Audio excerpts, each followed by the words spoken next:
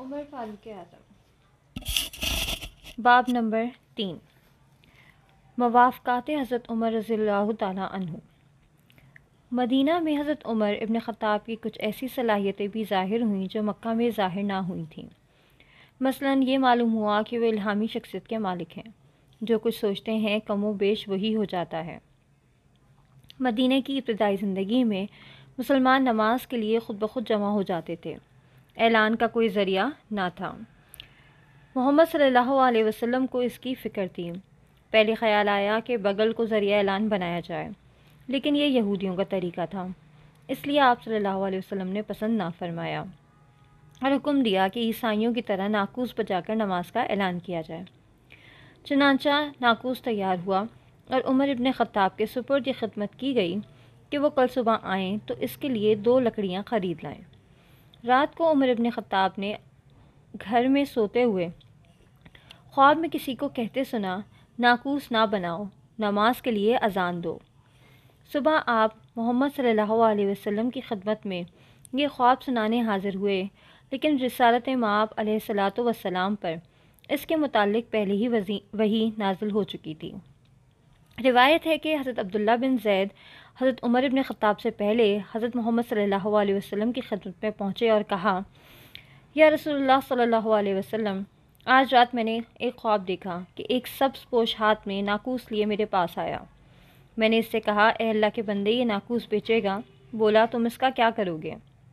میں نے جواب دیا، نماز کا اعلان کریں گے۔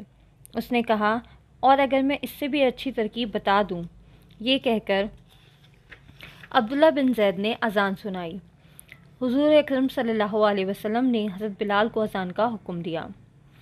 حضرت عمر بن خطاب اس وقت گھر میں تھے۔ آواز سن کر تیز تیز قدم اٹھاتے ہوئے خدمت نبی صلی اللہ علیہ وسلم میں حاضر ہوئے اور عرض کیا، اے اللہ کے نبی صلی اللہ علیہ وسلم، قسم ہے اس ذات کی جس نے آپ صلی اللہ علیہ وسلم کو حق کے ساتھ بھیجا ہے، میں نے بھی یہی خواب دیکھا تھا۔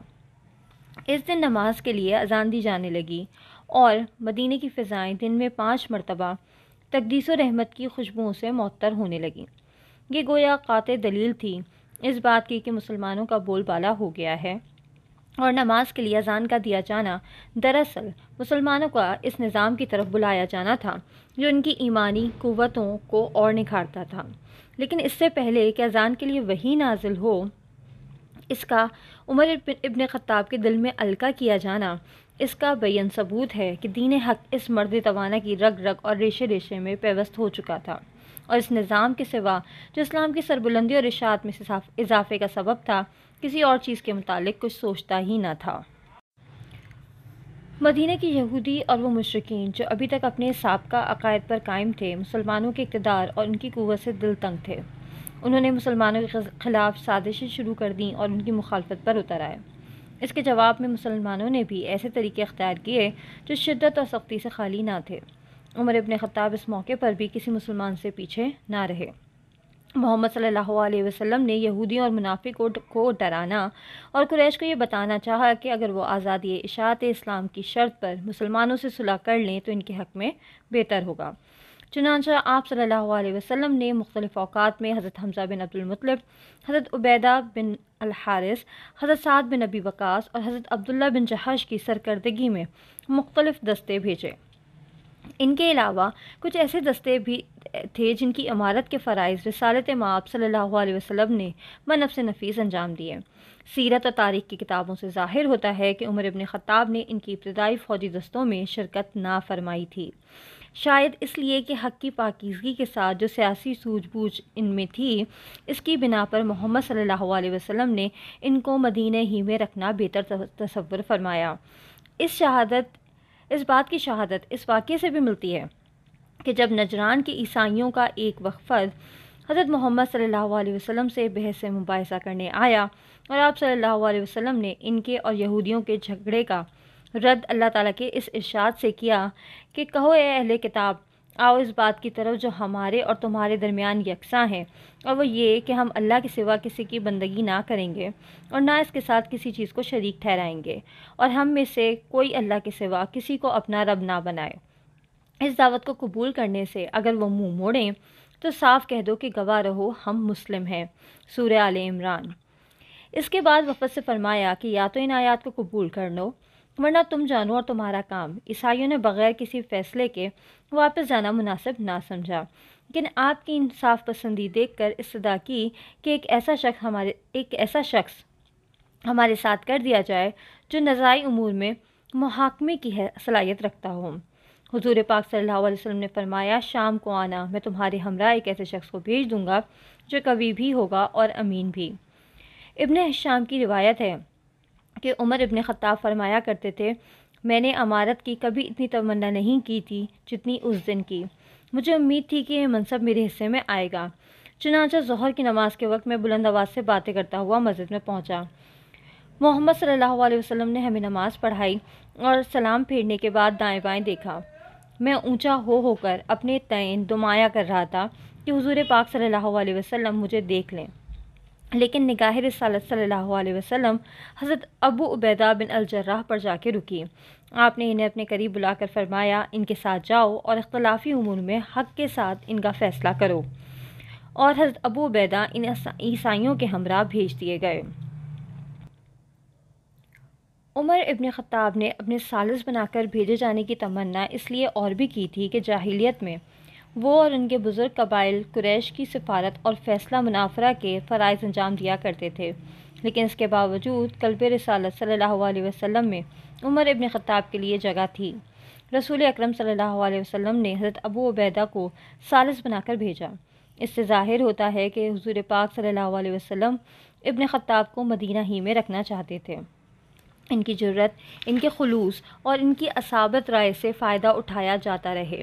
پھر یہ بات بھی تھی کہ آن حضرت صلی اللہ علیہ وسلم عمر ابن خطاب کی شدت اور دلش مزاجی سے واقف تھے، اس لیے آپ صلی اللہ علیہ وسلم نے حضرت ابو عبیدہ کا انتخاب فرمایا۔ وہ امانت کے ساتھ ساتھ گداز قلب اور رضائے نفس کی دولت سے بھی مالا مال تھے۔ قریش نے اس وعدے پر عمل نہیں کیا جو حضور پاک صلی اللہ علیہ وسلم نے اشاعت اسلام کی آزادی کے لیے ان سے چاہا تھا، بلکہ اسلام اور مسلمانوں سے برابر دشمنی کرتے رہے۔ آخرکار محمد صلی اللہ علیہ وسلم 300 مسلمانوں کے ساتھ بدر تشریف لے گئے۔ وہاں پہنچ کر آپ صلی اللہ علیہ وسلم کو معلوم ہوا کہ مکے سے آنے والوں کی تعداد 1000 سے بھی زیادہ ہے۔ آپ صلی اللہ علیہ وسلم نے صحابہ سے مشورہ فرمایا کہ مقابلہ کریں یا مدینے واپس جائیں، تو حضرت ابو بکر صدیق کی طرح عمر ابن خطاب بھی انہی لوگوں میں سے تھے جنہوں نے جنگ کے حق میں رائے دی، اور جب لڑائی شروع ہوئی، موقع کارزارے گرم ہوا، تو مسلمانوں کا پہلا شہید عمر ابن خطاب کا غلام مزجہ تھا۔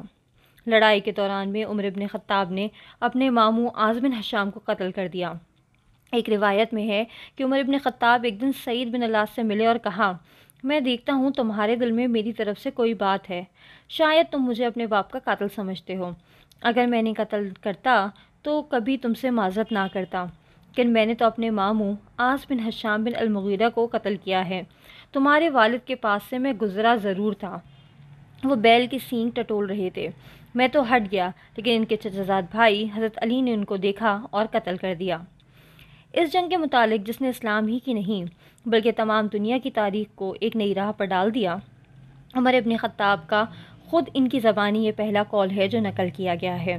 اس سے اس اثر کی مکمل تصویر سامنے آ جاتی ہے جو اسلام نے حضرت عمر ابن خطاب کے دل پر قائم کیا تھا، اور جس کا تقاضا یہ تھا کہ اس دین کی راہ میں انسان کو اپنا سب کچھ بھی حقیقت سمجھنا چاہیے، یہاں تک کہ اگر جنگ میں اس کا بھائی یا کوئی اور رشتہ دار سامنے آ جائے تو اسے قتل کرنے میں بھی تعامل سے کام نہیں لینا چاہیے، اس لیے کہ اس نے اپنی زندگی راہ خدا میں وقف کر دی ہے، اور دین الہی کی نصرت کے سوا کوئی اس کا محبوب و مطلوب نہیں۔ مسلمانوں نے اس جنگ میں دشمن کے 70 آدمی گرفتار کیے، جن میں بیشتر قریش کے سردار اور اعیان و اکابر تھے۔ ان قیدیوں کے متعلق مسلمانوں میں سب سے زیادہ مخالفانہ روش حضرت عمر ابن خطاب کی تھی۔ وہ ان سب کو قتل کر دینا چاہتے تھے، لیکن قیدیوں کو اپنی زندگی عزیز تھی، اور وہ چاہتے تھے کہ فدیہ لے کر انہیں چھوڑ دیا جائے۔ چنانچہ یہ لوگ ابو بکر صدیق کے پاس گئے کہ وہ محمد صلی اللہ علیہ وسلم سے ان کی سفارش کریں۔ انہوں نے سفارش کا وعدہ تو کر لیا، لیکن انہیں اندیشہ تھا کہ کہیں عمر ابن خطاب کام خراب نہ کر دیں۔ اس خیال سے قیدیوں کو ان کے پاس بھیج دیا۔ قیدی پہنچے اور ان سے بھی وہی کہا جو ابو بکر صدیق سے کہا تھا، لیکن عمر ابن خطاب کا جواب ایک قہر آلود نگاہ تھی، اور بس ابو بکر صدیق نے خدمت نبی صلی اللہ علیہ وسلم میں عرض کیا کہ ان قیدیوں پر احسان کیا جائے یا یہ فدیہ لے کر انہیں چھوڑ دیا جائے۔ فدیے کی رقم سے مسلمانوں کو قوت بھی پہنچے گی، لیکن عمر ابن خطاب کا غصہ اپنی آخری حد کو پہنچا ہوا تھا۔ انہوں نے کہا، یا رسول اللہ صلی اللہ علیہ وسلم، یہ اللہ کے دشمن ہیں، انہوں نے آپ صلی اللہ علیہ وسلم کو جھٹلایا، آپ صلی اللہ علیہ وسلم سے لڑے اور آپ صلی اللہ علیہ وسلم کو مکہ سے نکال دیا۔ ان کی گردنیں مار دیجیے، یہ گمراہی کے سردار اور کفر کے امام ہیں۔ ان کے قتل سے اسلام کو سربلندی حاصل ہوگی اور اہل شرک ذلیل ہو جائیں گے۔ اس مسئلے میں محمد صلی اللہ علیہ وسلم نے مسلمانوں سے مشورہ کیا اور بات فدیہ قبول کر لینے پر ختم ہوئی۔ رسول پاک صلی اللہ علیہ وسلم نے فدیہ لے کر قیدیوں کو آزاد کر دیا، لیکن اس کے فوراً بعد وحی آئی جس میں اللہ تعالیٰ نے فرمایا، سورہ انفال، ترجمہ: نبی صلی اللہ علیہ وسلم کو مناسب نہ تھا کہ ان کے پاس قیدی رہیں جب تک ملک میں خوب قتل نہ کریں۔ تم لوگ تو دنیا کی متاع چاہتے ہو اور اللہ آخرت چاہتا ہے، اور اللہ زبردست حکمت والا ہے۔ اس طرح اسیران بدر کے سلسلے میں عمر ابن خطاب کی رائے نے الہامی شخصیت ہونے کا ثبوت فراہم کر دیا، جیسا کہ اس سے پہلے اذان کے مسئلے میں بھی ظاہر ہو چکا تھا۔ اس سے نبی کریم صلی اللہ علیہ وسلم اور مسلمانوں کی نگاہ میں عمر ابن خطاب کی حیثیت بلند اور ان کی رائے وقی ہو گئی۔ مکرز بن حفص نے سہیل بن عمرو کا فدیہ ادا کرنا چاہا۔ سہیل بڑا بلیغ البیان خطیب تھا۔ عمر ابن خطاب نے مکرز کو سہیل کا فدیہ ادا کرتے دیکھا، فوراً محمد صلی اللہ علیہ وسلم کی خدمت میں حاضر ہوئے اور عرض کیا، اجازت دیجیے کہ میں سہیل بن عمرو کی بتیسی نکال دوں، یہ پوپلا ہو جائے گا اور میدان جنگ میں آپ کے سامنے کھڑا نہ ہو سکے گا۔ ارشاد ہوا، میں اس کے ساتھ کوئی ایسا برا سلوک نہیں کرنا چاہتا جو میرے نبی ہونے کے باوجود کل میرے ساتھ اللہ کرے۔ عمر ابن خطاب کا یہ کہنا ان کے اس اصرار پر صریحی دلالت کرتا ہے کہ ان قیدیوں میں جو صاحب اقتدار ہیں انہیں نہ چھوڑا جائے تاکہ کل وہ مسلمانوں کے مقابلے پر نہ آ سکیں، اور وہ اپنی اس رائے پر اس وقت بھی مصر تھے جبکہ مسلمانوں کی جماعت فدیہ وصول کر لینے کے حق میں اپنی رائے دے چکی تھی۔ وہی نازل ہوئی اور اس نے اسیران بدر کے سلسلے میں عمر ابن خطاب کی رائے کی تصدیق کر دی۔ اس سے عمر ابن خطاب کو خدمت نبی صلی اللہ علیہ وسلم میں اور تقرب اور اعتبار حاصل ہو گیا۔ ابو بکر صدیق کی طرح وہ بھی محمد صلی اللہ علیہ وسلم کے مشیر خاص بن گئے۔ حضرت حفصہ بنت عمر حنیز بن حذافہ کی بیوی تھیں، جو سابقون الاولون میں سے تھے۔ واقعہ بدر سے چند مہینے پہلے حنیز نے حضرت حفصہ کو چھوڑ دیا اور آن حضرت صلی اللہ علیہ وسلم نے ان سے نکاح کر لیا، جس طرح اس سے پہلے عائشہ بنت ابی بکر سے کیا تھا۔ اب رسالت مآب صلی اللہ علیہ وسلم اور عمر ابن خطاب کے درمیان رشتہ مصاہرت قائم ہو گیا، اور حضرت ابو بکر صدیق کی طرح عمر ابن خطاب بھی کاشانہ رسالت میں آنے جانے لگے۔ سال گزر گیا اور قریش بدر کا انتقام لینے مکے سے نکلے۔ لوگوں نے محمد صلی اللہ علیہ وسلم کی خدمت میں مشورے کے طور پر عرض کیا کہ مدینے کے باہر احد کے مقام پر ان کا مقابلہ کیا جائے۔ حضور صلی اللہ علیہ وسلم گھر میں تشریف لے گئے۔ حضرت ابو بکر صدیق اور عمر ابن خطاب آپ کے ساتھ تھے۔ پہلے ان دونوں نے فرق نبوت پر امامہ باندھا، پھر آپ کو زرہ پہنائی۔ اس کے بعد سرور کونین علیہ الصلاۃ والسلام نے تلوار زیب گلو فرمائی اور صحابہ کے حلقے میں دشمن سے مقابلہ کرنے روانہ ہو گئے۔ دن کے ابتدائی حصے میں میدان مسلمانوں کے ہاتھ رہا، لیکن اس کے بعد جب تیر اندازوں نے فرمان نبی صلی اللہ علیہ وسلم کی خلاف ورزی کی اور مال غنیمت کے لالچ میں پہاڑ کا مورچہ چھوڑ کے نیچے آ گئے تو لڑائی کا رخ بدل گیا۔ خالد بن ولید قریش کے چند گھڑ سواروں کے ساتھ چکر کھا کے مسلمانوں کی پشت پر پہنچ گئے اور زور سے نعرہ لگایا۔ یہ دیکھ کر قریش پلٹے اور رسول پاک صلی اللہ علیہ وسلم اور آپ کے صحابہ پر جو مال غنیمت لوٹنے میں مصروف تھے ٹوٹ پڑے۔ مسلمان قریش کے اس ناگہانی حملے سے گھبرا گئے اور ان کی صفیں درہم برہم ہو گئیں۔ یہ انتشار اور بڑھ گیا جب ایک مشرک نے چلا کر کہا، نعوذ باللہ، محمد صلی اللہ علیہ وسلم قتل کر دیے گئے۔ یہ سنتے ہی مسلمانوں کے اوسان جاتے رہے۔ انہوں نے سوچا کہ اب ان کی اور ان کے دین کی خیر نہیں جس پر وہ ایمان لائے تھے۔ اللہ نے اپنے رسول صلی اللہ علیہ وسلم سے نصرت کا وعدہ فرمایا تھا۔ لیکن اب تو محمد صلی اللہ علیہ وسلم ہی شہید کر دیے گئے، اور یہ آپ ہی کے صحابہ ہیں جو شکست کھا رہے ہیں اور مشرکین کی تلواریں ان کے خون میں نہا رہی ہیں۔ پھر یہ دین کیسے بچ سکتا ہے، اور اس دین کے بعد ان کے حلقہ بگوشوں کی بقا کیا معنی رکھتی ہے؟ اس خیال نے مسلمانوں میں ایک عام بددلی پیدا کر دی، بلکہ بعض ممتاز صحابہ پر تو، جن میں مہاجرین اور انصار دونوں شامل تھے، اتنی مایوسی چھائی کہ وہ تلواریں پھینک کے پہاڑ کی ایک طرف جا بیٹھے۔ حضرت انس رضی اللہ تعالیٰ عنہ بن نظر ادھر سے گزرے تو دیکھا عمر ابن خطاب، طلحہ بن عبید اللہ اور کچھ دوسرے صحابہ بیٹھے ہیں۔ مایوسی اور پریشانی ان سب پر چھائی ہوئی ہے، اور ان کی کچھ سمجھ میں نہیں آ رہا کہ کیا کریں۔ حضرت انس نے بلند آواز سے پوچھا، یہاں بیٹھے کیا کر رہے ہو؟ یہ لوگ بولے، محمد صلی اللہ علیہ وسلم شہید کر دیے گئے۔ شمع رسالت کے پروانے نے جواب میں کہا، محمد صلی اللہ علیہ وسلم کے بعد تم زندہ رہ کر کیا کرو گے؟ اٹھو اور آپ صلی اللہ علیہ وسلم کی طرح حق کی راہ میں جان دے دو۔ یہ کہہ کر مشرکین پر ٹوٹ پڑے اور بڑی بے جگری سے لڑے، یہاں تک کہ 70 زخم کھانے کے بعد جام شہادت نوش کیا۔ ان کی لاش کثرت زخم کے سبب پہچانی نہ جاتی تھی۔ ان کی ہمشیرہ نے انگلیوں کے پوروں سے انہیں پہچانا۔ مسلمانوں کو جب یہ معلوم ہوا کہ محمد صلی اللہ علیہ وسلم کی شہادت کی خبر جھوٹی تھی اور آپ صلی اللہ علیہ وسلم زندہ اور پائندہ موجود ہیں، تو ان کے دلوں میں ایمان کی شمع پھر روشن ہو گئی، اور اس یقین نے دوبارہ ان میں زندگی پیدا کر دی کہ اللہ اپنے رسول پاک صلی اللہ علیہ وسلم کا حامی و ناصر ہے۔ چنانچہ ابو بکر صدیق، عمر بن خطاب، علی بن ابی طالب، زبیر بن عوام اور دوسرے صحابہ رضی اللہ تعالیٰ عنہما نے آپ کی خدمت اور حفاظت کے لیے دوڑ پڑے۔ حضرت خالد بن ولید کو جب یہ معلوم ہوا تو وہ قریش کے گھڑ سواروں کو لے کر پہاڑ پر چڑھے کہ محمد صلی اللہ علیہ وسلم اور آپ صلی اللہ علیہ وسلم کے فدائیوں کو شہید کر دیں، لیکن عمر ابن خطاب نے اپنے چند مسلمانوں کے ساتھ خالد بن ولید اور ان کے سپاہیوں کا مقابلہ کیا، اور نبی صلی اللہ علیہ وسلم کی مدافعت میں اس طرح جان توڑ کر لڑے کہ انہیں پسپا کر دیا، اور خالد بن ولید اپنے مقصد میں کامیاب نہ ہو سکے۔ اذان کے متعلق عمر ابن خطاب کا الہامی واقعہ پہلے گزر چکا ہے، جس سے ظاہر ہوتا ہے کہ دین اس مرد توانا کی روح میں رچ گیا تھا، اور وہ جب بھی سوچتے تھے اس دین یا اس نظام کے متعلق ہی سوچتے تھے جو اس کی اشاعت و سربلندی میں اضافے کا موجب تھا۔ پھر اسیران بدر کے سلسلے میں عمر ابن خطاب کا موقف اور ان کی رائے کی تائید میں وحی کا نزول، اور اس کے بعد خالد بن ولید کے مقابلے میں ان کا آنا کہ وہ محمد صلی اللہ علیہ وسلم اور آپ صلی اللہ علیہ وسلم کے صحابہ تک نہ پہنچ سکیں، یہ تمام واقعات اس امر کا کھلا ہوا ثبوت ہیں کہ عمر ابن خطاب اللہ کے دین کو اپنی ذات پر مقدم سمجھتے تھے، اور اسی لیے وہ اس کی حمایت و نصرت میں ہر جگہ انتہا پسندی کا مظاہرہ کرتے تھے۔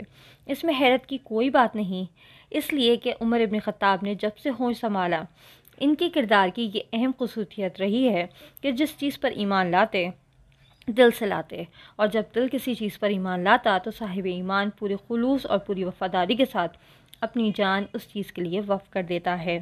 ہم نے جاہلیت میں عمر ابن خطاب کے اس کردار کا مطالعہ کیا تھا۔ ہم نے دیکھا تھا کہ وہ قریش کے لیے دوسرے قبائل سے بلا تعصب رکھتے تھے اور محمد صلی اللہ علیہ وسلم کے مقابلے میں قریش کے دین سے انہیں اس قیامت کا غلو تھا کہ وہ ابتدائی مسلمانوں کو جور و ستم کا نشانہ بنانے والوں کے ساتھ برابر کے شریک تھے، لیکن جب اللہ تعالیٰ نے ان کے دل کو اپنے ایمان کے نور سے روشن کیا تو وہ اس دین کی نصرت کے لیے بھی اسی حمیت اور اسی غیرت کے ساتھ کوشش کرنے لگے جو قبول اسلام سے پہلے اسلام کے خلاف صرف کرتے تھے۔ اور اب جب کہ مسلمان اپنے دین کا اور اپنے نبی پاک صلی اللہ علیہ وسلم کی برکت سے مفتخر ہو چکے تھے، حضرت عمر بن خطاب کے نزدیک اس بات سے زیادہ کوئی چیز اہم نہیں تھی کہ وہ دین کی خدمت کریں اور اس کے لیے اپنا سب کچھ اللہ کی راہ میں قربان کر دیں۔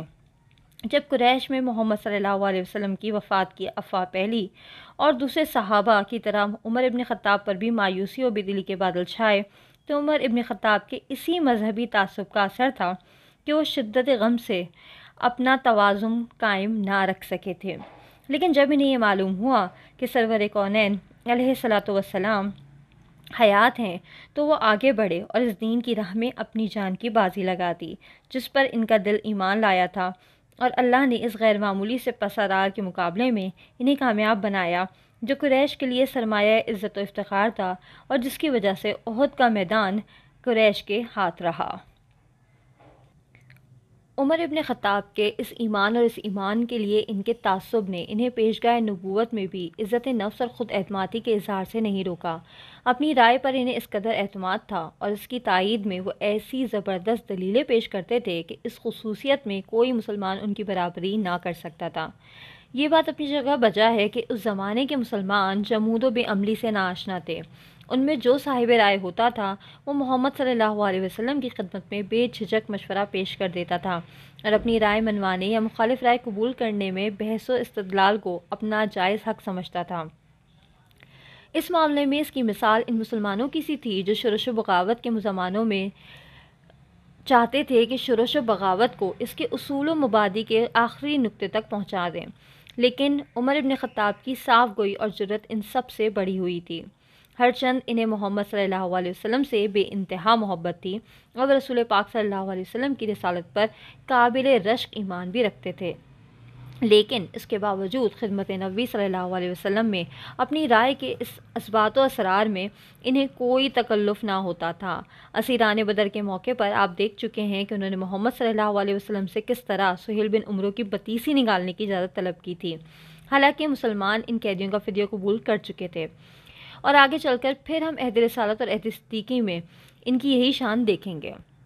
اس کے علاوہ سرکار دو عالم صلی اللہ علیہ وسلم کی حیات طیبہ میں ان کے وہ اجتہادات ہماری نگاہ سے گزرے ہیں جن میں سے بعض کو قرآن نے شرف قبول عطا فرمایا ہے، جس طرح وہ بہت سے احکام و مبادی ہمارے پیش نظر ہیں جن میں رسالت مآب صلی اللہ علیہ وسلم کی وفات کے بعد حضرت عمر ابن خطاب نے اجتہاد رائے سے کام لیا، وہ آج تک مسلمانان عالم کا مرکز تقلید بنے ہوئے ہیں۔ جب محمد صلی اللہ علیہ وسلم بنو مستلق سے جنگ فرمانے تشریف لے گئے اور اس سے فراغت پائی تو دو مسلمانوں کا پانی پر جھگڑا ہو گیا۔ وہ آپس میں مرنے مارنے پر تل گئے۔ ان میں سے ایک مہاجر تھا اور دوسرا انصاری۔ مہاجر نے مہاجرین کو مدد کے لیے پکارا اور انصاری نے انصار کو۔ اس وقت عبداللہ بن ابی بن سلول نے جو مدینے کے منافقوں کا سردار تھا، حاضرین سے مخاطب ہو کر کہا، ہمارے شہر میں مہاجروں کی اکثریت ہو گئی ہے، واللہ ہمارا ان کا معاملہ ایسا ہی ہے جس کے متعلق اول نے کہا ہے کہ اپنے کتے کو موٹا کرو گے تو وہ تمہاری ہی ہڈیاں چبائے گا۔ باخدا جب ہم مدینے واپس ہوں گے تو با اقتدار گروہ ذلیلوں کو ضرور نکال باہر کریں گے۔ یہ بات رسول پاک صلی اللہ علیہ وسلم کے سمع مبارک تک پہنچی۔ حضرت عمر ابن خطاب اس وقت حاضر خدمت تھے۔ وہ غصے سے بے آپے ہو گئے اور کہا، یا رسول اللہ صلی اللہ علیہ وسلم، عباد بن بشر کو حکم دیجیے کہ وہ اس کی گردن اڑا دیں۔ جواب میں لسان نبوت صلی اللہ علیہ وسلم نے فرمایا، عمر، اس وقت کیا ہوگا جب لوگ کہیں گے کہ محمد اپنے ساتھیوں کو قتل کرا رہا ہے، اور فوراً روانگی کا حکم دیا، حالانکہ ایسے وقت مسلمان سفر نہیں کیا کرتے تھے۔ ابن ابی خدمت نبوی میں حاضر ہو کر اپنی بات سے مکر گیا، لیکن وحی نے بات صاف کر دی۔ اس وقت عبداللہ بن ابی جو راسخ الاعتقاد مسلمان تھے حاضر ہوئے اور عرض کیا، یا رسول اللہ صلی اللہ علیہ وسلم، مجھے معلوم ہوا ہے کہ آپ صلی اللہ علیہ وسلم نے عبداللہ بن ابی کو قتل کروانے کا ارادہ کیا ہے۔ اگر واقعی ایسا ہے تو مجھے حکم فرمائیے، میں خدمت اقدس میں اس کا سر پیش کر دوں گا۔ واللہ تمام اہل خزر مجھے جانتے ہیں کہ میں ان سب میں اپنے باپ سے زیادہ کسی کا فرمانبردار نہیں۔ مجھے اندیشہ ہے کہ اگر آپ نے میرے سوا کسی اور کو قتل کرنے کا حکم دیا تو میں اپنے باپ کے قاتل کو لوگوں میں چلتا پھرتا نہ دیکھ سکوں گا، اسے قتل کر دوں گا، اور چونکہ کافر کے بدلے مسلمان کو قتل کروں گا اس لیے مجھے جہنم کی آگ میں چلنا پڑے گا۔ محمد صلی اللہ علیہ وسلم نے ارشاد فرمایا، ہم اسے قتل نہیں کریں گے، بلکہ جب تک وہ ہمارے ساتھ ہے اسے رفق و احسان کے ساتھ پیش آئیں گے۔ اس کے بعد سے اہل مدینہ ہمیشہ ابن ابی کو حقارت و غضب کی نظروں سے دیکھتے رہے اور وہ بے حیثیت ہو کر رہ گیا۔ ایک دن محمد صلی اللہ علیہ وسلم عمر ابن خطاب سے مسلمانوں کے بارے میں گفتگو فرما رہے تھے۔ ہوتے ہوتے بعد ابن ابی تک پہنچ گئی۔ اس کی قوم اس کے ساتھ حقارت آمیز برتاؤ کرنے لگی ہے۔ حضور پاک صلی اللہ علیہ وسلم نے فرمایا، عمر کیا خیال ہے، اگر میں عبداللہ بن ابی کو اس دن قتل کرا دیتا جس دن تم نے مجھ سے کہا تھا، تو اللہ کی قسم ایک ہنگامہ برپا ہو جاتا، لیکن آج تم اسے قتل کرنے کے لیے کہتے تو تمہاری بات ضرور مان لیتا۔ عمر ابن خطاب نے کہا، اللہ کی قسم مجھے معلوم ہو گیا ہے کہ محمد صلی اللہ علیہ وسلم کا ارشاد میری بات سے زیادہ بابرکت ہے۔ جب عبداللہ بن ابی مرا تو حضرت محمد صلی اللہ علیہ وسلم نے اس کی نماز جنازہ پڑھانی چاہیے، لیکن عمر ابن خطاب کھڑے ہوئے اور اسلام سے اس کے بغض اور اس بغض میں اس کی ناکامی کا ذکر کرتے ہوئے اللہ تعالیٰ کا یہ قول نقل کیا جو سورہ توبہ میں ہے۔ ترجمہ: اے رسول اللہ صلی اللہ علیہ وسلم، ان کے لیے مغفرت نہ چاہو یا چاہو برابر ہے۔ اگر تم 70 بار بھی ان کے لیے مغفرت چاہو گے تو بھی اللہ انہیں نہیں بخشے گا۔ نبی رحمت صلی اللہ علیہ وسلم نے اس مرے ہوئے شخص سے متعلق ان کی جرأت تنقید پر مسکرا کر فرمایا، اگر مجھے معلوم ہو جائے کہ 70 بار سے زیادہ مغفرت چاہنے پر اس کی بخشش ہو جائے گی تو میں اس سے زیادہ اس کے لیے مغفرت چاہوں گا۔ اس کے بعد نماز جنازہ پڑھی اور اس کی میت کے ساتھ تشریف لے گئے، یہاں تک کہ اس کے دفن سے فارغ ہو گئے۔ اس کے بعد یہ وحی نازل ہوئی۔ سورہ توبہ میں آتا ہے، ترجمہ: ان میں سے اگر کوئی مر جائے تو کبھی اس کی نماز جنازہ نہ پڑھو اور نہ اس کی قبر پر کھڑے ہو۔ ہجرت کے 6 سال محمد صلی اللہ علیہ وسلم نے لوگوں کو حج کا حکم دیا، اور جب مکہ کے قریب پہنچے تو قریش کے سوار آپ کو شہر میں داخل ہونے سے روکنے کے لیے نکلے۔ قریش نے قسم کھائی تھی کہ وہ محمد صلی اللہ علیہ وسلم کو زبردستی مکہ میں داخل نہ ہونے دیں گے، لیکن محمد صلی اللہ علیہ وسلم جنگ کے ارادے سے نہیں، حج کے ارادے سے تشریف لائے تھے۔ اس لیے آپ صلی اللہ علیہ وسلم نے صحابہ کے ساتھ حدیبیہ کے مقام پر قیام فرمایا اور قریش سے گفتگو کرنی چاہی کہ وہ مسلمانوں کو فریضہ حج کی ادائیگی اور کعبے کے طواف سے نہ روکیں۔ چنانچہ حضور علیہ الصلوۃ والسلام نے عمر ابن خطاب سے فرمایا کہ وہ مکہ جائیں اور اس مسئلے میں قریش سے گفتگو کریں۔ عمر ابن خطاب نے عرض کیا، یا رسول اللہ صلی اللہ علیہ وسلم، مجھے اندازہ ہے کہ قریش میرے ساتھ زیادتی کریں گے، اور مکہ میں بنو عدی بن کعب کا کوئی فرد نہیں جو میری حمایت کرے۔ مشرکین جانتے ہیں کہ میں ان کا کتنا دشمن ہوں، میرا طرز عمل ان کے مقابلے میں سخت ہے۔ تاہم میں آپ صلی اللہ علیہ وسلم کو ایک ایسے شخص کا نام بتاتا ہوں جو قریش کے نزدیک مجھ سے بھی زیادہ معزز ہے، اور وہ حضرت عثمان بن عفان رضی اللہ تعالیٰ عنہ ہے۔ چنانچہ حضرت عثمان بن عفان کو مکہ بھیجا گیا، جہاں قریش سے ان کی گفتگو خاصی طویل ہو گئی اور انہیں رکنا پڑا۔ مسلمان سمجھے کہ عثمان بن عفان شہید کر دیے گئے ہیں۔ اس پر محمد صلی اللہ علیہ وسلم نے مسلمانوں سے بیعت لی، جو بیعت رضوان کے نام سے مشہور ہے۔ اگر مشرکین مکہ نے عثمان بن عفان کو شہید کر دیا تو مسلمان ان سے لڑیں گے، لیکن اگر عثمان بن عفان واپس تشریف لے آئے اور بتایا کہ قریش عرب میں اپنا وقار قائم رکھنے کے لیے مسلمانوں کو اس سال مکہ میں داخل ہونے دینا نہیں چاہتے، لیکن یہ یقین ہو جانے کے بعد کہ رسول پاک صلی اللہ علیہ وسلم جنگ کے ارادے سے نہیں، حج کی نیت سے تشریف لائے ہیں، وہ صلح کی بات چیت کرنے پر تیار ہو گئے ہیں۔ فریقین میں معاہدہ صلح کے متعلق گفتگو جاری رہی۔ عمر ابن خطاب ان شرطوں سے بہت زیادہ پریشان اور دل تنگ تھے جو اس گفتگو میں محمد صلی اللہ علیہ وسلم قبول فرما رہے تھے۔ چنانچہ وہ ایک دم اٹھے اور ابو بکر صدیق کے پاس پہنچ کر ان سے کہنے لگے، ابو بکر، کیا حضور پاک صلی اللہ علیہ وسلم اللہ کے رسول صلی اللہ علیہ وسلم نہیں؟ ابو بکر نے فرمایا، کیوں نہیں؟ عمر ابن خطاب نے کہا، کیا ہم مسلمان نہیں؟ انہوں نے جواب دیا، کیوں نہیں؟ عمر ابن خطاب نے پوچھا، کیا وہ مشرک نہیں؟ ابو بکر صدیق نے فرمایا، ہیں۔ عمر ابن خطاب نے فرمایا، تو پھر ہم اپنے دین میں کمزوری کو دخل کیوں دے رہے ہیں؟ ابو بکر صدیق نے فرمایا، عمر، حضور پاک صلی اللہ علیہ وسلم کی اطاعت کرو، میں گواہی دیتا ہوں کہ آپ صلی اللہ علیہ وسلم اللہ کے رسول ہیں۔ حضرت عمر ابن خطاب نے کہا، اور میں بھی گواہی دیتا ہوں کہ آپ صلی اللہ علیہ وسلم اللہ کے رسول ہیں۔ عمر ابن خطاب اس گفتگو سے مطمئن نہیں ہوئے جو ان کے اور ابو بکر صدیق کے درمیان ہوئی تھی۔ چنانچہ اسی غم اور غصے کے عالم میں محمد صلی اللہ علیہ وسلم کی خدمت میں حاضر ہوئے اور عرض کیا، یا رسول اللہ صلی اللہ علیہ وسلم، کیا آپ اللہ کے رسول نہیں؟ محمد صلی اللہ علیہ وسلم نے فرمایا، ہوں۔ کہا، کیا ہم مسلمان نہیں؟ فرمایا، ہیں۔ کہا، کیا وہ مشرک نہیں؟ فرمایا، ہیں۔ عمر ابن خطاب نے کہا، تو پھر ہم اپنے دین میں کمزوری کو دخل کیوں دے رہے ہیں؟ محمد صلی اللہ علیہ وسلم نے ارشاد فرمایا، میں اللہ کا بندہ اور اس کا نبی ہوں، ہرگز اس کے حکم کی خلاف ورزی نہیں کروں گا اور وہ کبھی مجھے ناکام نہیں ہونے دے گا۔ اس جواب سے عمر ابن خطاب خاموش ہو گئے۔ بات کو وہ فرمایا کرتے تھے، اس دن میں نے جو کچھ کیا اور اپنے نزدیک بھلائی کے لیے جو باتیں کہیں، ان کے ڈر سے آج تک صدقہ دیتا ہوں، روزے رکھتا ہوں، نفل پڑھتا ہوں اور غلام آزاد کرتا ہوں۔ آپ نے حضرت عمر ابن خطاب کی عزت نفس اور خود اعتمادی کو دیکھا، اور سچ تو یہ ہے کہ انہیں اپنی رائے کو وقی سمجھنا ہی چاہیے تھا۔ اسیران بدر کے معاملے میں وحی الہی نے ان کے موقف کی حمایت کی تھی۔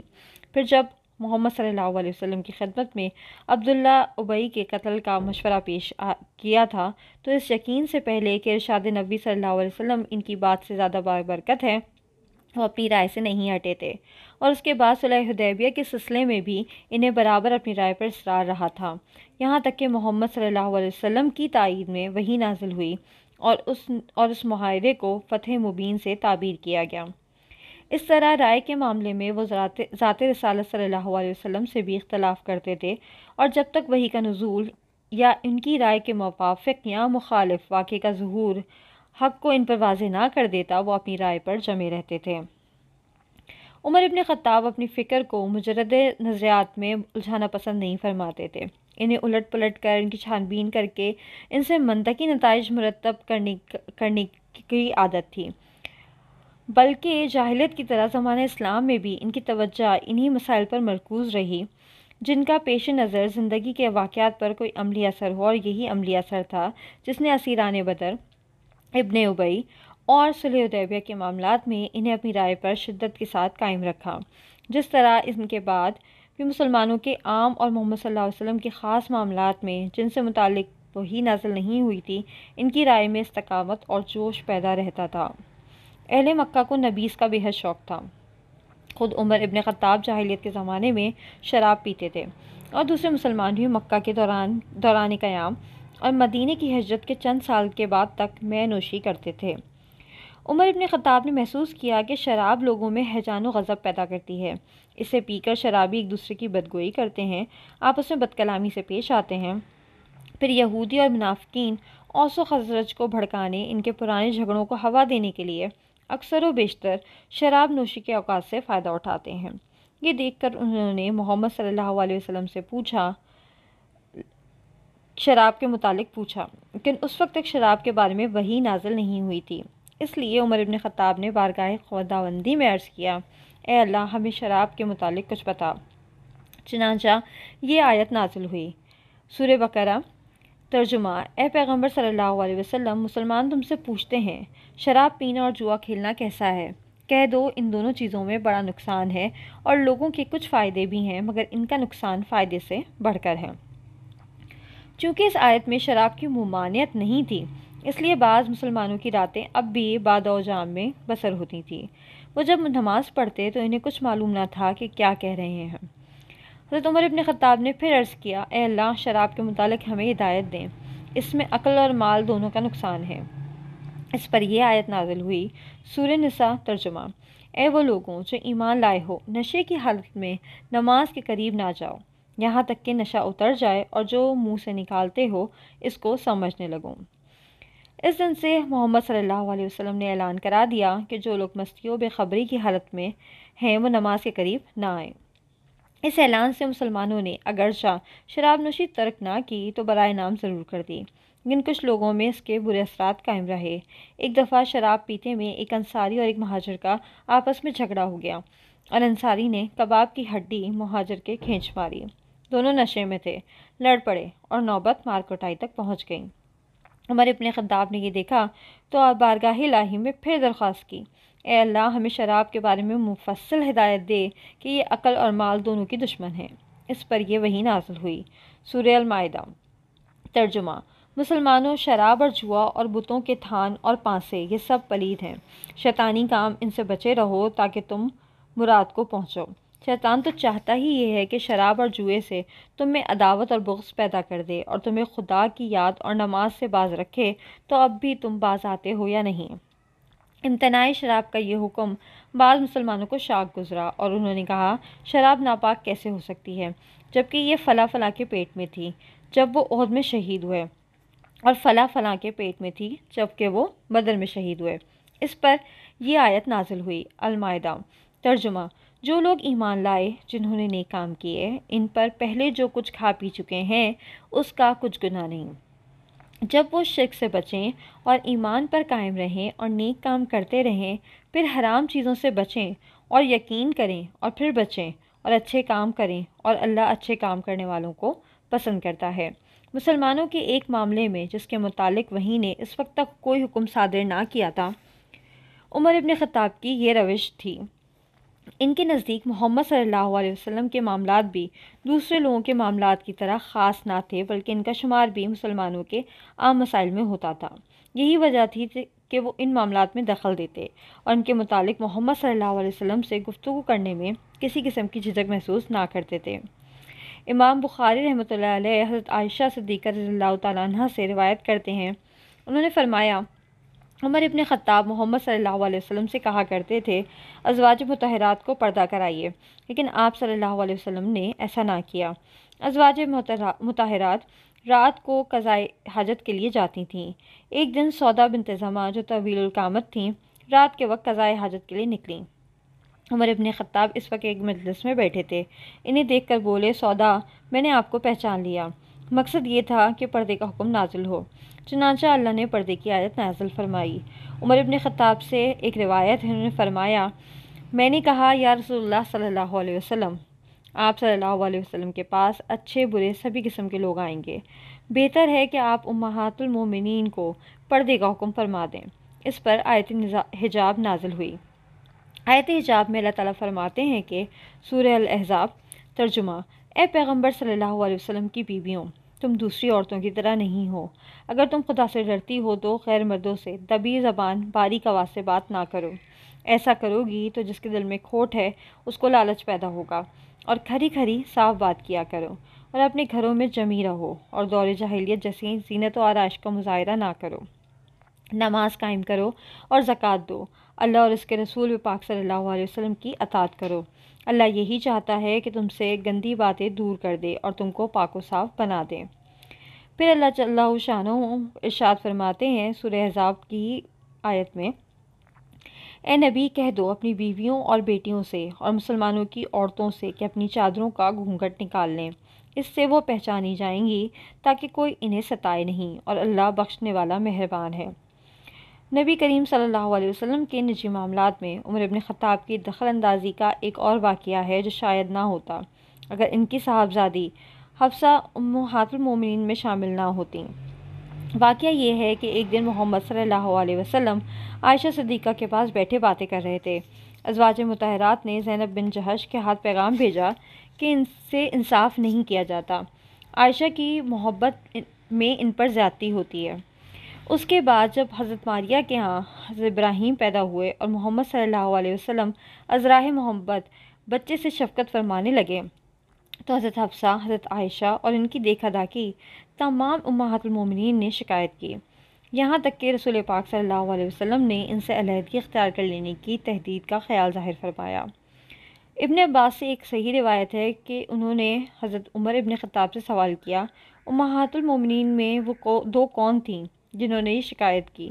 عمر ابن خطاب نے فرمایا، حفصہ اور عائشہ۔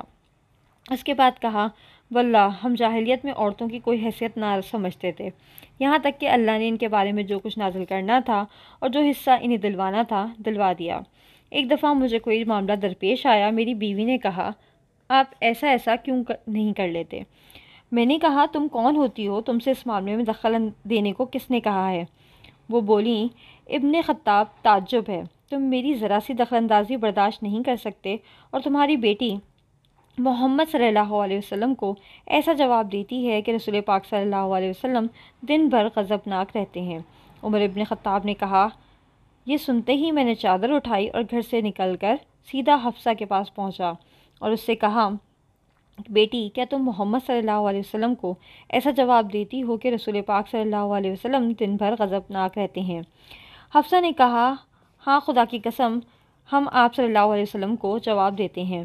میں نے کہا، دیکھو، میں تمہیں اللہ کی سزا اور اس کے رسول پاک صلی اللہ علیہ وسلم کے غضب سے ڈراتا ہوں۔ بیٹی، اپنے متعلق کسی غلط فہمی میں مبتلا نہ ہو۔ اس کی یعنی کہ حضرت عائشہ رضی اللہ تعالیٰ عنہ کو تو اس کے حسن اور محمد صلی اللہ علیہ وسلم کی محبت نے نازاں کر دیا ہے۔ یہ کہہ کر میں وہاں سے نکلا اور ام سلمہ کے پاس پہنچا جو میری رشتہ دار تھیں۔ جب اس سلسلے میں ان سے بات ہوئی تو ام سلمہ نے کہا، ابن خطاب، حیرت ہے، تم ہر بات میں دخل دیتے ہو، اب یہ چاہتے ہو کہ محمد صلی اللہ علیہ وسلم اور آپ صلی اللہ علیہ وسلم کی ازواج کے معاملات میں بھی دخل دینے لگو۔ ابن خطاب فرماتے ہیں، ان کی یہ بات میرے دل میں بیٹھ گئی، میں آگے جو کچھ کہنا چاہتا تھا نہ کہہ سکا اور ان کے پاس سے اٹھ کے چلا آیا۔ ایک انصاری میرے دوست تھے، ہم میں سے کسی ایک کی غیر موجودگی میں جو باتیں ہوتی تھیں وہ ہم ایک دوسرے کو سنا دیا کرتے تھے۔ ان دونوں ہم غسان کے ایک بادشاہ سے خوفزدہ تھے جس کے متعلق سننے میں آیا تھا کہ وہ ہم پر حملہ کرنا چاہتا ہے، اور ہمارے دل ہر وقت اس متوقع حملے کے خیالات سے لبریز رہتے تھے۔ ایک دن میرے انصاری دوست نے زور زور سے کنٹی کھٹکھٹائی اور کہا، دروازہ کھولو، دروازہ کھولو۔ میں نے گھبرا کر پوچھا، کیا غسانی آ گیا؟ بولے، نہیں، اس سے بھی بڑا حادثہ پیش آ گیا ہے۔ محمد صلی اللہ علیہ وسلم نے ازواج مطہرات سے علیحدگی اختیار کر لی ہے۔ میں نے کہا، برا ہو حفصہ اور عائشہ کا، اور چادر لے کر سیدھا خدمت نبوی میں پہنچا۔ اس وقت رسول پاک صلی اللہ علیہ وسلم بالا خانے پر تشریف فرماتے، جس تک پہنچنے کا ذریعہ ایک سیڑھی تھی جو کھجور کا تنا کھود کر بنائی گئی تھی۔ محمد صلی اللہ علیہ وسلم کے غلام اسود سیڑھی کے سرے پر کھڑے تھے۔ میں نے ان سے کہا، عرض کر دو عمر ابن خطاب حاضر ہوا ہے۔ انہوں نے میرے لیے اجازت طلب کی۔ عمر ابن خطاب کہتے ہیں، میں نے یہ گفتگو محمد صلی اللہ علیہ وسلم کی خدمت میں دہرائی، اور جب ام سلمہ کی بات پر پہنچا تو حضور پاک صلی اللہ علیہ وسلم نے تبسم فرمایا۔ ایک روایت میں ہے کہ نبی اکرم صلی اللہ علیہ وسلم 1 ماہ تک ازواج مطہرات سے علیحدہ رہے۔ جب پورا مہینہ گزر گیا تو مسلمان مسجد میں جمع ہوئے اور ایک دوسرے سے کہنے لگے، رسول پاک صلی اللہ علیہ وسلم نے ازواج مطہرات کو طلاق دے دی۔ یہ سن کر عمر ابن خطاب محمد صلی اللہ علیہ وسلم کی خدمت میں حاضر ہوئے اور بالا خانے کے پاس پہنچ کر حضور پاک صلی اللہ علیہ وسلم کے غلام ربا کو آواز دی کہ حاضری کی اجازت طلب کریں، لیکن ربا نے جواب نہ دیا۔ عمر ابن خطاب نے دوبارہ آواز دی، اور جب دوسری بار بھی جواب نہ ملا تو بلند آواز سے کہا، ربا، میری حاضری کے لیے محمد صلی اللہ علیہ وسلم سے اجازت طلب کرو۔ میرا خیال ہے رسول پاک صلی اللہ علیہ وسلم کی گمان فرما رہے ہیں کہ میں حفصہ کے لیے آیا ہوں۔ خدا کی قسم، اگر رسول پاک صلی اللہ علیہ وسلم مجھے حکم دیں تو میں حفصہ کی گردن مار دوں۔ محمد صلی اللہ علیہ وسلم نے حاضری کی اجازت مرحمت فرما دی۔ حضرت عمر ابن خطاب خدمت نبوی میں حاضر ہوئے۔ تھوڑی دیر کے بعد حضرت عمر ابن خطاب نے عرض کیا، یا رسول اللہ صلی اللہ علیہ وسلم، ازواج مطہرات کی کون سی بات قلب رسالت پر گراں گزری؟ رسول پاک صلی اللہ علیہ وسلم نے انہیں طلاق دے دی تو اللہ اور اس کے ملائکہ، جبریل علیہ السلام، میکائیل علیہ السلام، میں، ابو بکر اور تمام مسلمان حضور صلی اللہ علیہ وسلم کے ساتھ ہیں۔ اس کے بعد وہ نبی کریم صلی اللہ علیہ وسلم سے مسلسل باتیں کرتے رہے، یہاں تک کہ بشرہ مبارک سے غصہ و غضب کے آثار معدوم ہو گئے اور رسول پاک صلی اللہ علیہ وسلم مسکرا دیے۔ روایت ہے کہ جب رسول پاک صلی اللہ علیہ وسلم نے ازواج مطہرات سے علیحدگی اختیار فرمائی تو عمر ابن خطاب امہات المومنین کے پاس گئے اور کہا، بہتر ہے کہ آپ سب باز آ جائیں، ورنہ اللہ اپنے رسول پاک صلی اللہ علیہ وسلم کو نعم البدل عطا فرما دے گا۔ یہ سن کر ان میں سے ایک نے جواب میں کہا، عمر، کیا محمد صلی اللہ علیہ وسلم اپنی ازواج کو نصیحت نہیں فرما سکتے جو تم انہیں سمجھانے آئے ہو؟ اس تمام واقعے کے متعلق یہ آیات نازل ہوئیں۔ سورہ تحریم، آیت 1 تا 5۔ ترجمہ: اے پیغمبر صلی اللہ علیہ وسلم، جو چیز اللہ نے تم پر حلال کی ہے تم اسے اپنے اوپر حرام کیوں کرتے ہو؟ کیا اس سے اپنی بیویوں کی خوشنودی چاہتے ہو؟ اور خدا بخشنے والا مہربان ہے۔ خدا نے تم لوگوں کے لیے تمہاری قسموں کا کفارہ مقرر کر دیا ہے، اور خدا ہی تمہارا کارساز ہے، اور وہ دانا اور حکمت والا ہے۔ اور یاد کرو جب پیغمبر صلی اللہ علیہ وسلم نے اپنی بیوی سے راز کی بات کہی اور کہا کسی سے اس کا ذکر نہ کرنا، پھر جب اس نے دوسری بیوی کو خبر کر دی اور اللہ تعالیٰ نے پیغمبر صلی اللہ علیہ وسلم پر اس کا حال کھول دیا، تو پیغمبر صلی اللہ علیہ وسلم نے جو کچھ اس بیوی کو جتلایا جس نے راز فاش کر دیا تھا، اور کچھ کو نہیں جتلایا چشم پوشی کی عزت رکھنے کے لیے۔ جب پیغمبر صلی اللہ علیہ وسلم نے اس بیوی کو یہ جتلایا تو وہ کہنے لگیں کہ آپ کو یہ سب حال کس نے بتایا؟ پیغمبر صلی اللہ علیہ وسلم نے فرمایا، جاننے والے نے خبردار کر دیا۔ اے پیغمبر صلی اللہ علیہ وسلم کی بیویوں، اللہ تعالیٰ کی درگاہ میں اس کو سوٹ سے توبہ کرو تو تمہارے حق میں بہتر ہوگا۔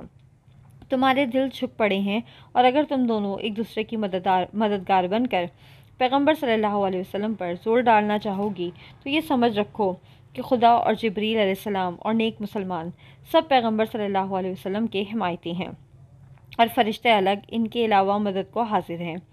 اگر پیغمبر صلی اللہ علیہ وسلم تم کو طلاق دے دیں تو عجب نہیں ان کا پروردگار تمہارے بدلے ان کو تم سے بہتر بیویاں عنایت فرما دے، اور جو فرمانبردار ایماندار نماز گزار توبہ کرنے والیاں عاجزی کرنے والیاں روزہ رکھنے والیاں بیائی ہوئی اور کنواریاں ہوں گی۔ جب یہ آیت نازل ہوئی تو محمد صلی اللہ علیہ وسلم نے اپنی توبہ کرنے والی عبادت گزار اور صاحب ایمان ازواج سے رجوع فرما لیا۔ یہ ہیں وہ امور جن کے متعلق تمام مورخین نے ثابت کیا ہے کہ وحی الہی نے ان کے سلسلے میں عمر ابن خطاب کی رائے کی تائید فرمائی ہے۔ صحیح بخاری میں ہے کہ عمر ابن خطاب نے فرمایا، میرے پروردگار نے 3 موقعوں پر مجھے اپنی تائید سے نوازا۔ میں نے کہا، یا رسول اللہ صلی اللہ علیہ وسلم، اگر ہم مقام ابراہیم پر نماز پڑھیں، اس پر یہ آیت نازل ہوئی، وَاتَّخَذُوا مِن مَّقَامِ إِبْرَاهِيمَ مُصَلًّى۔ پھر میں نے کہا، یا رسول اللہ صلی اللہ علیہ وسلم، ازواج مطہرات کو پردے کا حکم فرما دیجئے تو بہتر ہوگا، ان سے اچھے برے سبھی طرح کے لوگ باتیں کرتے ہیں۔ اس پر آیت حجاب نازل ہوئی۔ اس کے بعد ازواج مطہرات نے متحد ہو کے رشک و رقابت کا مظاہرہ کیا تو میں نے ان سے کہا کہ اگر حضور پاک صلی اللہ علیہ وسلم آپ سب کو طلاق دے دیں تو ہو سکتا ہے کہ پروردگار اپنے رسول صلی اللہ علیہ وسلم کو بہتر بیویاں عطا کر دے۔ اس پر متذکرہ بالا آیت نازل ہوئی۔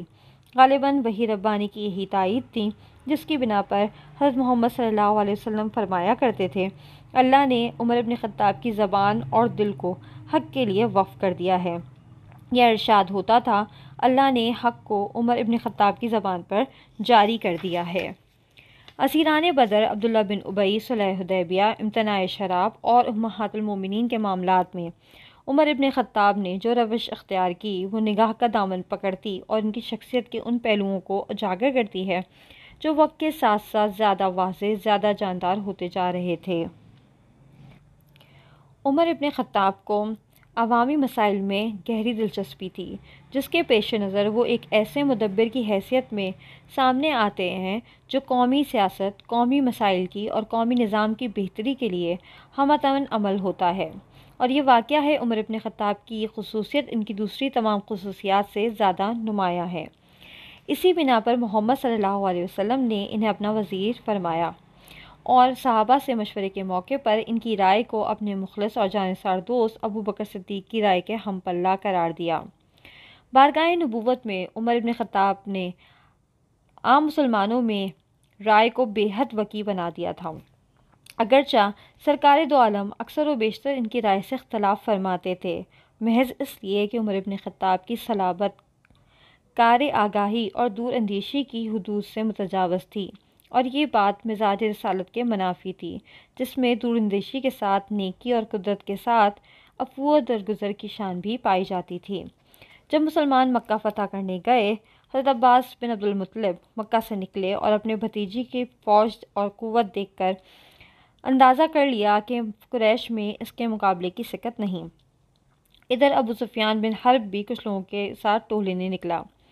وہ اپنے ساتھیوں سے باتیں کر رہے تھے کہ حضرت عباس نے ان کی آواز پہچان لی اور کہا، ابو سفیان وہ رہے محمد اور صلی اللہ علیہ وسلم اپنے صحابہ کے حلقے میں، قریش کے لیے وہ صبح کتنی مصیبت انگیز ہوگی جب یہ مسلمان بزور شمشیر مکہ میں داخل ہوں گے۔ ابو سفیان نے کہا، میرے ماں باپ تم پر فدا ہوں، پھر کیا کیا جائے؟ عباس بن عبد المطلب محمد صلی اللہ علیہ وسلم کے سفید خچر پر سوار تھے۔ باقی لوگوں کو تو مکہ واپس کر دیا اور ابو سفیان کو اپنے پیچھے بٹھا کر خدمت نبی صلی اللہ علیہ وسلم میں حاضر ہونے کے ارادے سے چلے۔ عمر ابن خطاب نے خچر کو دیکھا تو ابو سفیان کو پہچان لیا اور سمجھ گئے کہ عباس ابو سفیان کو پناہ دینا چاہتے ہیں۔ اسی وقت خیمہ رسالت میں حاضر ہوئے اور رسول پاک صلی اللہ علیہ وسلم سے ابو سفیان کی گردن مار دینے کی اجازت چاہی۔ عباس بن عبد المطلب نے کہا، یا رسول اللہ صلی اللہ علیہ وسلم میں پناہ دے چکا ہوں۔ اس پر ان دونوں میں سخت کلامی ہو گئی۔ محمد صلی اللہ علیہ وسلم نے معاملہ دوسری صبح پر ملتوی کر دیا اور دوسرے دن صبح سرکار دو عالم سے کچھ گفتگو کرنے کے بعد ابو سفیان اسلام لے آئے۔ نبی رحمت صلی اللہ علیہ وسلم نے انہیں یہ عزت بخشی کہ جو کوئی ابو سفیان کے گھر میں پناہ لے اس کا خون معاف ہے، جو اپنے دروازے بند کر کے گھر میں بیٹھ گیا وہ محفوظ ہے، اور جو کعبے میں داخل ہو گیا وہ امان میں ہے۔ عمر ابن خطاب ابو سفیان کی اس نجات سے دل آزردہ چلے گئے، یہاں تک کہ مکہ کے دروازے کھلے تو انہیں معلوم ہوا کہ عبداللہ بن ابی کے واقعے کی طرح اس معاملے میں بھی محمد صلی اللہ علیہ وسلم کا ارشاد ان کی بات سے زیادہ بابرکت ہے۔ عمر ابن خطاب صاف گو بھی تھے اور بے باک بھی۔ کبھی کبھی ایسا بھی ہوا ہے کہ محمد صلی اللہ علیہ وسلم نے ان کی رائے سے اتفاق نہیں فرمایا، لیکن اس کے باوجود ان کی عظمت و منزلت میں کوئی کمی واقع نہیں ہوئی۔ ایک مرتبہ حضرت محمد صلی اللہ علیہ وسلم نے انہیں غنیمت میں سے ان کا حصہ مرحمت فرمایا تو کہا، یہ کسی مجھ سے زیادہ محتاج کو عطا فرما دیجیے۔ ایک دن جب پھر انہوں نے یہی بات کہی تو رسول پاک صلی اللہ علیہ وسلم نے فرمایا، اس وقت تو لے لو، پھر خود ہی صدقہ کر دینا۔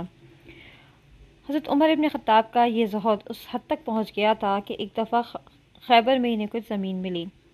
وہ سرکار دو عالم کی خدمت میں حاضر ہوئے اور عرض کیا، یا رسول اللہ صلی اللہ علیہ وسلم، مجھے خیبر میں ایک زمین ملی ہے جس سے بہتر چیز آج تک میرے حصے میں نہیں آئی، اس کے متعلق کیا ارشاد ہے؟ محمد صلی اللہ علیہ وسلم نے فرمایا، چاہو تو زمین اپنے پاس رکھو اور آمدنی وقف کر دو۔ چنانچہ حضرت عمر ابن خطاب نے اسے فقیروں، رشتہ داروں، غلاموں اور مہمانوں کے لیے فی سبیل اللہ وقف کر دیا، جس کے متولی کو اختیار دیا گیا تھا کہ وہ بقدر ضرورت اس میں سے کھا پی سکتا ہے اور اپنے محتاج دوست کو کھلا بھی سکتا ہے، اور فرمایا کہ اصل زمین نہ بیچی جائے گی، نہ ہبہ کی جائے گی، اور نہ کوئی اس کا وارث ہوگا۔ چنانچہ اسلام میں یہ سب سے پہلا وقف تھا جو اسلامیان شرق و غرب کے نظام اوقاف کی اولین اساس قرار پایا۔ ایک ایسا شخص جس کی خصوصیات یہ ہوں اور جو مادی اغراض سے اس قدر بلند ہو، کوئی تعجب نہیں اگر وہ اپنے اخلاق کی شدت اور غلظت کے باوجود تمام مسلمانوں کی تعظیم و تقریب کا مرتکز ہو، اور خود ذات رسالت صلی اللہ علیہ وسلم اسے اپنی محبت و قربت سے اس درجہ نوازے کہ یا اخی کہہ کر مخاطب فرمائے۔ ایک دفعہ عمر ابن خطاب نے رسول پاک صلی اللہ علیہ وسلم سے عمرے کی اجازت چاہی، اور آپ صلی اللہ علیہ وسلم نے اجازت دیتے ہوئے فرمایا، یا اخی، اپنی دعا میں ہمیں نہ بھولنا۔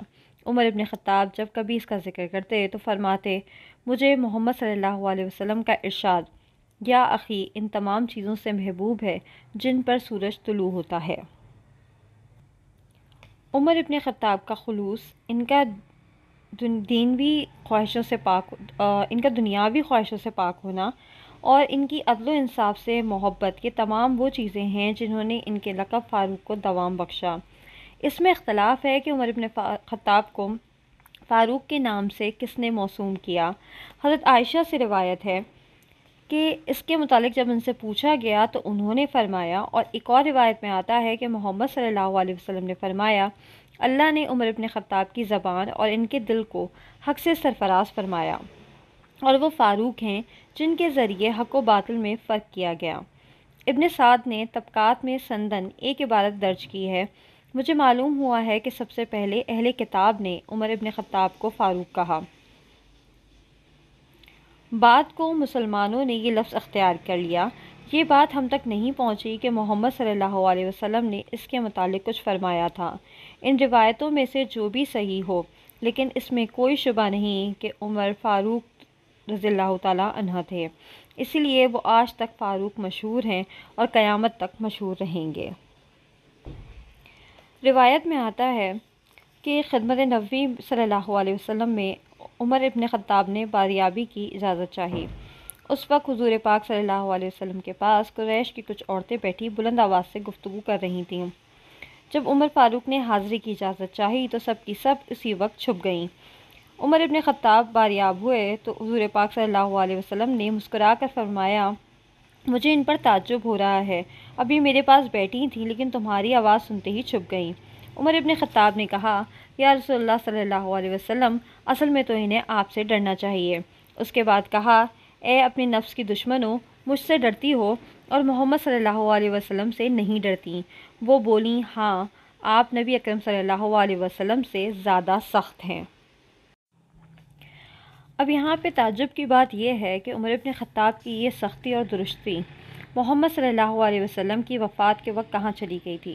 جب یہ خبر ان کے ہوش و حواس پر بجلی بن کر گری اور انہوں نے اس شخص کو جھٹلایا جس نے اس المناک حقیقت کا انہیں یقین دلانا چاہا، وہ مجمع سے مخاطب ہوئے اور کہا، منافق کہتے ہیں کہ محمد صلی اللہ علیہ وسلم نے وفات پائی۔ واللہ آپ صلی اللہ علیہ وسلم نے وفات نہیں پائی، بلکہ موسیٰ لغوی تشریف بن عمران کی طرح اپنے رب کے پاس تشریف لے گئے ہیں جو 40 روز غائب ہو کر واپس آ گئے تھے، حالانکہ ان کی نسبت بھی کہا جاتا تھا کہ وفات پا گئے۔ خدا کی قسم، محمد صلی اللہ علیہ وسلم بھی موسیٰ لغوی تشریف بن عمران کی طرح مراجعت فرمائیں گے اور ان لوگوں کے ہاتھ پاؤں کاٹیں گے جو کہتے ہیں کہ آپ صلی اللہ علیہ وسلم نے رحلت فرمائی۔ ابو بکر صدیق تشریف لائے اور نبی کریم صلی اللہ علیہ وسلم کو دیکھ کر انہیں آپ کی وفات کا یقین ہو گیا، تو مجمع میں کھڑے ہوئے اور فرمایا، جو شخص محمد صلی اللہ علیہ وسلم کو پوچھتا تھا وہ سمجھ لے کہ محمد صلی اللہ علیہ وسلم نے وفات پائی، لیکن جو کوئی اللہ کو معبود مانتا تھا تو وہ جان لے کہ اللہ زندہ ہے، کبھی نہیں مرے گا۔ اور اس کے بعد اس آیت کی تلاوت فرمائی، سورہ آل عمران، آیت 144۔ ترجمہ: اور نہیں ہے محمد صلی اللہ علیہ وسلم مگر ایک رسول، ان سے پہلے رسول گزر چکے ہیں، تو کیا اگر وہ مر جائیں گے یا قتل کر دیے جائیں گے تو تم برگشتہ ہو جاؤ گے، اور جو شخص برگشتہ ہو جائے گا وہ خدا کو کچھ نقصان نہیں پہنچائے گا، اور اللہ شکر گزاروں کو عنقریب جزا دے گا۔ ابو بکر صدیق نے یہ آیت پڑھی تو عمر ابن خطاب زمین پر گر پڑے، ان کے پاؤں انہیں سنبھال نہ سکے، گویا یہ آیت انہوں نے پہلے کبھی سنی ہی نہ تھی۔ اس وقت کہاں تھی ان کی وہ سختی و درستی، بلکہ محمد صلی اللہ علیہ وسلم کے فدائی ابو بکر صدیق رقیق القلب اور زود اشک حضرت ابو بکر صدیق کے صبر و ثبات کے مقابلے میں ان کے جذب و فضا کی کیا حیثیت تھی، اور ان کی ہمت و استقامت کو کیا ہو گیا تھا۔ عمر ابن خطاب جب ہوش میں آئے تو ان کا سیاسی شعور بیدار ہو گیا اور وہ سوچنے لگے کہ اس جان کا سانحے کے بعد مسلمانوں کا انجام کیا ہوگا۔ اس نازک ترین موقع پر یہ انہی کی فکر و عمل کی کارفرمائی تھی جس نے اسلام کو ہر خطرے سے محفوظ رکھا اور اس کی توسیع و اشاعت کی راہیں ہموار کیں، جس کے بارے میں ہم آگے باب نمبر 4 کے اندر سمجھیں گے۔ جزاک اللہ خیر۔